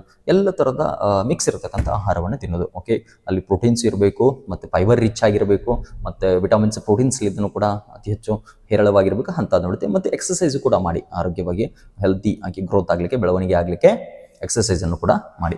Avoid harmful habits. ಹಾಗಾದರೆ ಸ್ಮೋಕಿಂಗ್ ಆಗಿರ್ಬೋದು, ಡ್ರಿಂಕಿಂಗ್ ಆಗಿರಬಹುದು, ಅಥವಾ ಏನಾದರೂ ಕೆಟ್ಟ ಹ್ಯಾಬಿಟ್ಸ್ಗಳಿದ್ರೂ ಕೂಡ ಅದು ಅವಾಯ್ಡ್ ಮಾಡೋದು ಕೂಡ ಬಹಳ ಒಳ್ಳೆಯದು. Awareness about changes during puberty is important. ಹಾಗಾದರೆ ಮಕ್ಕಳಾಗಿ ನೀವು ಕೂಡ ಇದರ ಬಗ್ಗೆ ಜಾಗೃತಿ ಇರಬೇಕಾಗ್ತದೆ. ನಿಮ್ಮ ದೇಹದ ಬಗ್ಗೆ, ಈ ಟೀನೇಜ್ ವಯಸ್ಸಿನಲ್ಲಿ ನಿಮ್ಮ ದೇಹದಲ್ಲಿ ಆಗ್ತಕ್ಕಂಥ ಬದಲಾವಣೆಗಳ ಬಗ್ಗೆ ಕುರಿತು ಅವೇರ್ನೆಸ್ ಇರೋದು, ಮತ್ತು ನಿಮ್ಮ ಆರೋಗ್ಯವನ್ನು ಕಾಪಾಡಿಕೊಳ್ಳೋದು ಕೂಡ ನಿಮಗೆ. ಹಾಗಾದರೆ ಕೆಲವೊಂದಿಷ್ಟು ಡಿಸೀಸ್ಗಳಿವೆ, ಕಾಮನ್ ಡಿಸೀಸ್, ಸೆಕ್ಚುಲಿ ಟ್ರಾನ್ಸ್ಮಿಟೆಡ್ ಡಿಸೀಸ್ ಅಂತ ಕರಿತೀವಿ ಅದಕ್ಕೆ. ನೆಕ್ಸ್ಟ್ ಬನ್ನಿ, ಸೆಕ್ಚುಲಿ ಟ್ರಾನ್ಸ್ಮಿಟೆಡ್ ಡಿಸೀಸ್, STD ಅಂತ ಕರಿತೀವಿ. STD ಅಂತಂದರೆ ಸೆಕ್ಚುಲಿ ಟ್ರಾನ್ಸ್ಮಿಟೆಡ್ ಡಿಸೀಸಸ್. ಏನು ಸರ್ ಹಾಗಾದರೆ ಸೆಕ್ಚುಲಿ ಟ್ರಾನ್ಸ್ಮಿಟೆಡ್ ಡಿಸೀಸ್ ಅಂದರೆ? ಇಲ್ಲಿ ಬನ್ನಿ, ಸಿಯರ್ ಕೆಲವೊಂದಿಷ್ಟು ರೋಗಗಳಿವೆ, ಲೈಂಗಿಕ ಕ್ರಿಯೆಯಿಂದ ಬರ್ತಕ್ಕಂಥ ಕಾಯಿಲೆಗಳಂತ ಕರಿತೀವಿ. ಒಂದು ಏಡ್ಸು, ಇನ್ನೊಂದು ಗೊನೋರಿಯಾ, ಒಂದು ಸಿಫಿಲಿಸ್ಸು, ಮತ್ತು ಇನ್ನೊಂದು HPV. ನೆನ್ಪಿಟ್ಕೊಳ್ಳಿ ಸಿಯರ್. ಇವು ಎಕ್ಸಾಮ್ಸ್ಗೆ ನಿಮಗೆ ಕೇಳ್ಬೋದು. Sexually transmitted name 2 or 3 sexually transmitted disease ಅಂತ ಹೇಳ್ಬೋದು. ಇಲ್ಲಾಂದರೆ ಇಂಡಿವಿಜುವಲ್ ಡಿಸೀಸನ್ನು ಕೊಟ್ಟು ಅದನ್ನು ಎಕ್ಸ್ಪ್ಲೈನ್ ಮಾಡಿ ಅಂತ ಕೂಡ ಕೇಳ್ಬೋದು. ಕಾಸಸ್ ಕೇಳ್ಬೋದು ನಿಮಗೆ, ಅಥವಾ ಯಾವುದು ಬ್ಯಾಕ್ಟೀರಿಯಾವರಿಂದ ಬರ್ತದೋ ಅಥವಾ ವೈರಸ್ಲಿಂದ ಬರ್ತೈತೋ ಅಂತ ಅದನ್ನು ಕೂಡ ಕೇಳ್ಬೋದು. ನೆನ್ಪಿಟ್ಕೊಳ್ಳಿ ಸಿಯರ್. ಇದನ್ನು ಡೀಟೇಲಾಗಿ ಎಕ್ಸ್ಪ್ಲೈನ್ ಮಾಡ್ತೀನಿ, ಅಂದರೆ ನಿಮಗೆ ಎಕ್ಸಾಮ್ಸ್ನಲ್ಲಿ ಅರ್ಥ ಮಾಡ್ಕೊಳ್ಳಿಕ್ಕೆ ಮತ್ತು ಬರಲಿಕ್ಕೆ ಕೂಡ ಅನುಕೂಲ ಆಕೈತಿ. ನೆಕ್ಸ್ಟ್ ಬನ್ನಿ, ಈ ಡಿಸೀಸ್ ಏನಿದೆ ಅಲ್ಲ, ಇದು ಯಾವುದು ರೀ? ಏಡ್ಸ್. ಇದಕ್ಕೆ ಯಾವ ವೈರಸ್ಲಿಂದ ಬರುತ್ತಂದರೆ HIV. ನೆನ್ಪಿಟ್ಕೊಳ್ಳಿ, HIV ಅಂದರೆ ಇಮ್ಯುನೋ ವೈರಸ್ ಅಂತ ಕರಿತೀವಿ. ನೋಡಿ, HIV ಫುಲ್ ಫಾರ್ಮ್ ಕೂಡ MCQ ಒಳಗೆ ನಿಮ್ಗೆ ಕೇಳ್ಬೋದು. ಇಮ್ಯುನೋ ವೈರಸ್ ಅಂತ ಕೂಡ ಕರಿತೀವಿ. ಇಮ್ಯುನೋ ವೈರಸ್ HIV ಅನ್ನತಕ್ಕಂಥ ವೈರಸ್ಲಿಂದ ಏನು ಬರ್ತದೆ ಅಂದರೆ ಅಕ್ವೈರ್ಡ್ ಇಮ್ಯುನೋ ಡೆಫಿಷಿಯನ್ಸಿ ಸಿಂಡ್ರೋಮ್. ಹಾಗಾದರೆ ಏಡ್ಸ್ ಅಂತಕ್ಕಂಥ ಕಾಯಿಲೆ HIV ಅಂತಕ್ಕಂಥ ವೈರಸ್ಲಿಂದ ಬರ್ತದೆ. Spreads through infected blood. ಹಾಗಾದರೆ ಯಾವ ಥರ ಸ್ಪ್ರೆಡ್ ಆಗ್ತದೆ ರೀ ಸರ್? ಏನಾದರೂ ಇನ್ಫೆಕ್ಟೆಡ್ ಬ್ಲಡ್ ಏನಾದರೂ ಟ್ರಾನ್ಸ್ಫ್ಯೂಷನ್ ಮಾಡಿದರೆ, ರಕ್ತದಾನ ಮಾಡುವಾಗ ಏನಾದರೂ ಯಾವುದಾದ್ರೂ HIV ಇದ್ದಂಥ ಪರ್ಸನ್, ನಮಗೆ ಏಡ್ಸ್ ಇದ್ದಂಥ ಪರ್ಸನ್ ಬ್ಲಡ್ ಏನು ಟ್ರಾನ್ಸ್ಫರ್ ಮಾಡಿದಾಗ ಓಕೆ HIV ಕಾಯಿಲೆ ಬರುವ ಸಾಧ್ಯತೆ ಇರುತ್ತೆ. ಅನ್ಪ್ರೊಟೆಕ್ಟೆಡ್ ಸೆಕ್ಸ್, ಆದರೆ ಅಸುರಕ್ಷಿತ ಲೈಂಗಿಕ ಕ್ರಿಯೆಯಿಂದನೂ ಕೂಡ ಬರೋ ಸಾಧ್ಯತೆ ಇರುತ್ತೆ. ನೆಕ್ಸ್ಟ್ ಬನ್ನಿ, ಗೊನೋರಿಯಾ. ಬ್ಯಾಕ್ಟೀರಿಯಾ ಕಾರಣ. ನೆನ್ಪಿಟ್ಕೊಳ್ಳಿ, ಗೊನೋರಿಯಾ, ಏಡ್ಸು, HIV ಅಂತಕ್ಕಂಥ ವೈರಸ್ಲಿದ್ದ ಕಾರಣ. ಬ್ಯಾಕ್ಟೀರಿಯಾ ಏನೋ ಇನ್ಫೆಕ್ಷನ್ ಗೊನೋರಿಯಾ ಬರ್ತದೆ ಬ್ಯಾಕ್ಟೀರಿಯಾಲಿದ್ದ ಕಾರಣ. ಇದು ಕೂಡ ಲೈಂಗಿಕ ಕಾಯಿಲೆಗಿದೆ. ಸಿಫಿಲಿಸ್ ಕೂಡ ಸೆಕ್ಚುಲಿ ಟ್ರಾನ್ಸ್ಮಿಟೆಡ್ ಡಿಸೀಸ್ ಆಗಿದೆ. ಲೈಂಗಿಕ ಸಂಪರ್ಕದಿಂದ ಬರ್ತಕ್ಕಂಥ ಕಾಯಿಲೆಯಾಗಿದೆ. ಸಿಫಿಲಿಸ್ ಕೂಡ ಬ್ಯಾಕ್ಟೀರಿಯಾದಿಂದ. ನೆನಪಿಟ್ಕೊಳ್ಳಿ, ಗೊನೋರಿಯಾ ಇದು ಕೂಡ. ಮತ್ತು HPV ಓಕೆ, ಇದು ಹ್ಯೂಮನ್ ಪ್ಯಾಪಿಲೋಮಾ ವೈರಸ್ ಅಂತ ಕೂಡ ಕರಿತೀವಿ. HPV. ಈಗ ನಿಮ್ಗೆ ಗೊತ್ತಿರ್ಬೋದು, ಟೀನೇಜ್ನಲ್ಲಿ ಸಾಕಷ್ಟು ಸ್ಕೂಲ್ಸ್ಗಳಲ್ಲಿ ಕೂಡ ಸರ್ಕಾರದ ವತಿಯಿಂದನೂ ಕೂಡ ಏನು ಮಾಡ್ತಿದ್ದಾರೆ, HPV ವ್ಯಾಕ್ಸಿನ್ಸನ್ನು ಗರ್ಲ್ಸ್ಗೆ ಹಾಕ್ಸಿದ್ದಾರೆ. ಸರ್ವಿಕಲ್ ಕ್ಯಾನ್ಸರ್ ಓಕೆ, ಮಹಿಳೆಯರಿಗೆ ಮತ್ತು ಹಾಗೂ ಟೀನೇಜ್ನಲ್ಲಿರತಕ್ಕಂಥ ಗರ್ಲ್ಸ್ಗೆ ಕೂಡ ಸರ್ವಿಕಲ್ ಕ್ಯಾನ್ಸರನ್ನು ಉಂಟು ಮಾಡುವ ಸಾಧ್ಯತೆ ಇರತೈತಿ. ಆ ಕಾರಣದಿಂದ HPV ವ್ಯಾಕ್ಸಿನ್ ಕೂಡ ಹಾಕೋದು ಬಹಳ ಪ್ರಮುಖವಾಗಿದೆ. ನೆಕ್ಸ್ಟ್ ಬನ್ನಿ, ಕೆಲವೊಂದಿಷ್ಟು ಕೀ ಪಾಯಿಂಟ್ಸ್ಗಳನ್ನು ಕೂಡ ಹೇಳ್ತೀನಿ ನೋಡಿ. ಇಲ್ಲಿ reproduction is essential for life. Already ಹೇಳಿದ್ದೇನೆ. ಓಕೆ, ಜೀವನವು ಈ ಭೂಮಿ ಮೇಲೆ ಕಂಟಿನ್ಯೂ ಆಗಲಿಕ್ಕೆ ರಿಪ್ರೊಡಕ್ಷನ್ ಸಂತಾನೋತ್ಪತ್ತಿ ಅವಶ್ಯಕತೆ. Asexual reproduction involves 1 point. Already ಹೇಳಿದ್ದೀನಿ ನಾನು. ಹಾಗಾದರೆ ಒಂದೇ ಸಿಂಗಲ್ ಪೇರೆಂಟ್ಲಿಂದ ಅಸೆಕ್ಷುಯಲ್ ರಿಪ್ರೊಡಕ್ಷನ್ ಅಂತ 2 ಪೇರೆಂಟ್ಸ್ ಇದ್ದರೆ ಮಾತ್ರ ಸೆಕ್ಷುಯಲ್ ರಿಪ್ರೊಡಕ್ಷನ್ ಆಗ್ತದಂತೆ. ಸೆಕ್ಷುಯಲ್ ರಿಪ್ರೊಡಕ್ಷನ್ ಇನ್ವಾಲ್ವ್ಸ್ 2 ಪೇರೆಂಟ್ಸ್ ಹೇಳಿದ್ದೀನಿ. Fertilization is the fusion of male and female gamete. ಹಾಗಾದರೆ ನಿಮಗೆ ಸಾಕಷ್ಟು ಪ್ರಶ್ನೆ ಕೇಳ್ಬೋದು, ಫರ್ಟಿಲೈಸೇಷನ್ ಎಂದರೇನು? ಹಾಗಾದರೆ fusion of male and female gametes ಏನಂತ ಕರಿತೀವಿ? ಹಾಗಾದರೆ ತಂದೆ ಮತ್ತು ತಾಯಿಯಿಂದ ಬಂದಂಥ ಗ್ಯಾಮೆಟ್ಸ್ಗಳು ಜಾಯ್ನ್ ಆಗೋದಕ್ಕೆ ನಾವು ಏನು ಕರಿತೀವಿ? ಸಂಯೋಗಗೊಳ್ಳೋದಕ್ಕೆ ಇದನ್ನು ಫರ್ಟಿಲೈಸೇಷನ್ ಅಂತ ಕರಿತೀವಿ. Healthy practices lead to healthy generation. ಆದರೆ healthy practices leads to healthy generation. ಆರೋಗ್ಯದ ಬಗ್ಗೆ ಕಾಳಜಿ ಕೊಡುವುದು ಕೂಡ ಅತಿ ಪ್ರಮುಖವಾಗಿದೆ. ಇಲ್ಲಿ ಸಮರಿ ಟೇಬಲನ್ನು ಕೊಟ್ಟಿದ್ದೀನಿ ನಾನು. ಇದನ್ನು ಸ್ವಲ್ಪ ನೀವು ಕಣ್ಣು ಹಾಸಿ ಓದುವಾಗ ಎಕ್ಸಾಮ್ಸ್ಗೆ. ಇದನ್ನು ಈ PDF ಏನಾದರೂ ನಿಮಗೆ ಬೇಕಾದಂತಂದರೆ ಕಮೆಂಟ್ನಲ್ಲಿ ಕೌಟಿಲ್ಯ PDF ಅಂತ ಕಮೆಂಟ್ ಮಾಡಿ. ಖಂಡಿತ ಇದನ್ನು ನಾನು ಲಿಂಕನ್ನು ಶೇರ್ ಮಾಡ್ತೀನಿ ನಿಮಗೆಲ್ಲರಿಗೂ ಕೂಡ ಯೂಟ್ಯೂಬ್ನಲ್ಲಿ. ಈ ನೆಕ್ಸ್ಟ್ ಬನ್ನಿ, type asexual reproduction. Number of parents ಒಂದಿರ್ತದೆ. ಸೆಕ್ಷುಯಲ್ ರಿಪ್ರೊಡಕ್ಷನ್ ಒಳಗೆ 2 ಇರ್ತದೆ. ಗ್ಯಾಮೆಟ್ಸ್ ಇನ್ವಾಲ್ಡ್, ಯಾವುದೇ ಗ್ಯಾಮೆಟ್ಸ್ ಇರಂಗಿಲ್ಲ ಇಲ್ಲಿ ಗ್ಯಾಮೆಟ್ಸ್ ಇರ್ತದೆ. ಓಕೆ, ಮಕ್ಕಳು ಹುಟ್ಟಿದಂಥ ಮಕ್ಕಳು ಐಡೆಂಟಿ ಆಗಿ ಆಫ್ಸ್ಪ್ರಿಂಗ್ ಅಂದರೆ ಬೇಬೀಸ್ ಅಂತ ಹೇಳಿದೆ, ನೆನ್ಪಿಟ್ಕೊಳ್ಳಿ. ವೇರಿಯೇಬಲ್ ಆಗಿರ್ತವೆ ಇಲ್ಲಿ ಉದಾಹರಣೆಗೆ ಅಮೀಬಾ, ಇಸ್ಟ್, ಬಡ್ಡಿಂಗ್, ವೆಜಿಟೇಟಿವ್ ಪ್ರೊಪಗೇಷನ್ ಉದಾಹರಣೆ ಕೊಟ್ಟಿದ್ದೀನಿ. ಇಲ್ಲಿ ಸೆಕ್ಷುಯಲ್ ರಿಪ್ರೊಡಕ್ಷನ್ ಒಳಗೆ ಹ್ಯೂಮನ್ ಬೀಯಿಂಗ್ಸ್, ಫ್ಲವರಿಂಗ್ ಪ್ಲಾಂಟ್ಸ್ ಅಂದರೆ ಮೋಸ್ಟ್ ಆಫ್ ದಿ ಆನಿಮಲ್ಸ್ಗಳು. ಬೆಕ್ಕಿರ್ಬೋದು, ಹುಲಿ ಇರ್ಬೋದು, ಕರಡಿ ಇರ್ಬೋದು, ಈ ಥರ ಉದಾಹರಣೆಗಳು ಕೂಡ ಕೊಟ್ಟಿದ್ದೇನೆ. ಆದರೆ ಇಲ್ಲಿ ನಿಮಗೆ ಎಕ್ಸಾಮ್ಸ್ಗೆ ಯಾವ ಥರನಾದ ಪ್ರಶ್ನೆಗಳನ್ನು ಕೇಳಬಹುದು ಅನ್ನೋದು ಕೂಡ ಥಿಂಕ್ ಆ್ಯಂಡ್ ರಿಕಾಲ್ ಅಂತಂದು ಇಲ್ಲಿ ಸೆಕ್ಷನ್ ಅನ್ನು ಕೊಡೋದ್ರ ಮುಖಾಂತರ ನಿಮಗೆ ಹೇಳಿದ್ದೀನಿ. ಇವ್ರ ಮೇಲೆ ಪ್ರಶ್ನೆಯನ್ನು ಕೊಡಿ. ನಾನು ಆಲ್ರೆಡಿ ನಿಮ್ಗೆ ಎಕ್ಸ್ಪ್ಲೇನ್ ಮಾಡುವಾಗ ಹೇಳಿದ್ದೀನಿ ಯಾವ ಥರ ಪ್ರಶ್ನೆಗಳನ್ನು ಬರ್ಬೋದು ಅಂತಂದು ಚಾಪ್ಟರ್ ಟೀಚಿಂಗ್ ಮಾಡುವಾಗ ಕೂಡ ಹೇಳಿದ್ದೀನಿ. ಅದಲ್ಲದೆ what's the difference between sexual and asexual reproduction, give examples ಮತ್ತು ಸೂಟೇಬಲ್ ಎಕ್ಸಾಂಪಲ್ಸ್ ಅಂತ ಕೇಳ್ಬೋದು. ಓಕೆ, ಏನಂತ ಕೇಳ್ಬೋದು ಕನ್ನಡದಲ್ಲಿ ನಿಮಗೆ ಲೈಂಗಿಕ ಮತ್ತು ಅಲೈಂಗಿಕ ಸಂತಾನೋತ್ಪತ್ತಿಯ ಮಧ್ಯೆ ಇರತಕ್ಕಂಥ ವ್ಯತ್ಯಾಸವನ್ನು ಬರೀರಿ ಉದಾಹರಣೆಯೊಂದಿಗೆ ಕೇಳ್ಬೋದು. Draw a labelled diagram of a ಫ್ಲವರ್ದು ಒಂದು ಇದು ಯಾವುದು ಹೂವಿನ ನೇರವಾದ ನೀಳಛೇದದ ಚಿತ್ರವನ್ನು ಬರೆಯಿರಿ ಅಂತ ಕೂಡ ಕೇಳ್ಬೋದು. Next name the parts of the human reproductive system, ಏನು ಕೇಳಿದಾನೆ ಹಾಗಾದರೆ ಹ್ಯೂಮನ್ ರೀಪ್ರೊಡಕ್ಟಿವ್ ಸಿಸ್ಟಮ್ ಮಾನವನ ಸಂತಾನೋತ್ಪತ್ತಿ ವ್ಯವಸ್ಥೆಯ ಭಾಗಗಳನ್ನು ಹೆಸರಿಸಿ ಅಂತ ಕೂಡ ಕೇಳ್ಬೋದು. Okay, what is the importance of reproduction, ಸಂತಾನೋತ್ಪತ್ತಿಯ ಪ್ರಾಮುಖ್ಯತೆ ಏನು, ಇಂಪಾರ್ಟೆನ್ಸ್ ಅಂತ ಕೇಳ್ಬೋದು, ಸಿಗ್ನಿಫಿಕೆನ್ಸ್ ಅಂತ ಕೇಳ್ಬೋದು, ವಾಟ್ ಇಸ್ ದ ಪೈವೋಟಲ್ ರೋಲ್ ಅಂತ ಕೂಡ ಕೇಳ್ಬೋದು. ಪ್ರಶ್ನೆಯನ್ನು ಟ್ವಿಸ್ಟ್ ಮಾಡಿದ್ರು ಕೂಡ answer remains the same, confuse ಆಗಲಿಕ್ಕೆ ಹೋಗಬೇಡಿ ಮಕ್ಕಳೇ. ಹಾಗಾದರೆ ಲಾಸ್ಟಿಗೆ ಎಂಡಿಗೆ ಏನಂತ ಹೇಳ್ತಾರೆ, reproduction is not just about creating life, it's about continuing life. ಎಷ್ಟು ಚೆನ್ನಾಗಿ ಹೇಳಿದ್ದಾರೆ ನೋಡಿ, reproduction is just not about in create life, it's about continuing life from one generation to the next generation. ಹಾಗೆ ನಾನು ಇಲ್ಲಿಗೆ ಹೇಳ್ತಾ ಈ ಚಾಪ್ಟರನ್ನು ನಿಮಗೆ ಎಂಡ್ ಮಾಡ್ತಾ ಇದ್ದೀನಿ. ಐ ಹೋಪ್ ಯು ಅಂಡರ್ಸ್ಟುಡ್, ಪೂರ್ತಿ ಅರ್ಥ ಮಾಡ್ಕೊಂಡಿದ್ದೀರಿ ಅಂದ್ಕೊಳ್ತೀನಿ. ಆದರೆ ಅರ್ಥ ಮಾಡ್ಕೊಂಡಿದ್ದೀರಿ ಅಂದ್ಕೊಳ್ತೀನಿ.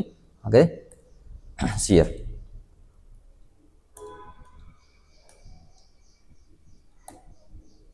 ಬನ್ನಿ ಮಕ್ಕಳೇ, ಅರ್ಥ ಮಾಡ್ಕೊಂಡಿದ್ದೀರಿ ಅಂದ್ಕೊಳ್ತೀನಿ.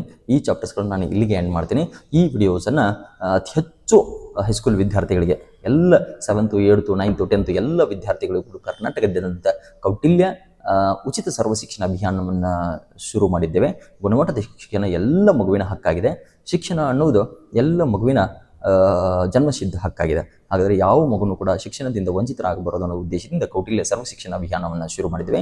ಅತಿ ಹೆಚ್ಚು ಕರ್ನಾಟಕದಲ್ಲಿರ್ತಕ್ಕಂಥ ಎಲ್ಲ ಪಾಲಕರಿಗೂ ಮತ್ತು ಮುದ್ದು ಮಕ್ಕಳಿಗೆ ನಾನು ಕೇಳ್ಕೊಳ್ಳೋದು, ಯೂಟ್ಯೂಬನ್ನು ಅತಿ ಹೆಚ್ಚು ಮಕ್ಕಳಿಗೆ ಶೇರ್ ಮಾಡಿ. ಹಾಗೆ ಸಾಕಷ್ಟು ಯೂಟ್ಯೂಬ್ ವಿಡಿಯೋಸ್ಗಳನ್ನು, ಅದು ವಿಜ್ಞಾನದ ಬಗ್ಗೆ ಆಗಿರ್ಬೋದು, ಮತ್ತು ಅಲ್ಲದೆ ಸಮಾಜ ವಿಜ್ಞಾನದ SST ಆಗಿರಬಹುದು, ಮತ್ತು ಅಲ್ಲದೆ ಮ್ಯಾಥ್ಸ್ ಆಗಿರ್ಬೋದು, ಮತ್ತು ಇಂಗ್ಲೀಷ್ ಗ್ರಾಮರ್ ಆಗಿರಬಹುದು, ಕೆಲವೊಂದಿಷ್ಟು ಇಂಗ್ಲೀಷ್ ಚಾಪ್ಟರ್ಸ್ಗಳನ್ನು ಕೂಡ ತಗೊಳ್ತೀನಿ ನಾನು.